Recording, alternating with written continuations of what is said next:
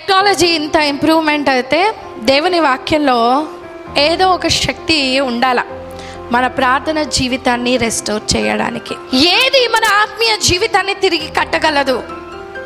ఏది మన ఆత్మీయ స్థితిగతులను మార్చగలదు? స్పిరిచువల్ యాక్సిలరేషన్, ఆత్మీయ స్థితిలో మరి ఒక మార్పుతో కూడిన ఆ ఎదుగుదలను తీసుకొని రాగలదు. మన ప్రార్థనకు ఎప్పుడైతే ఉపవాసము జత చేయబడుతుందో తిరిగి మన విశ్వాస జీవితము, ప్రార్థన జీవితం సరి చేయబడుతుంది. ఆమేన్. చెప్దామా? ఉపవాసము, ప్రార్థన.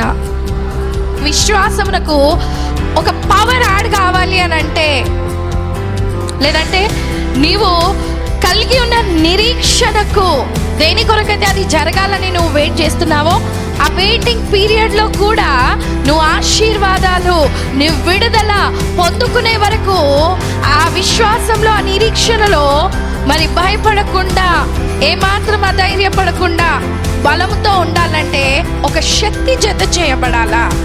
There should be some spiritual power which enhances your spiritual ability. అది ఉపవాసము. ఆత్మ చెప్పు సంగతులు చెవిగలవాడు వినును గాక.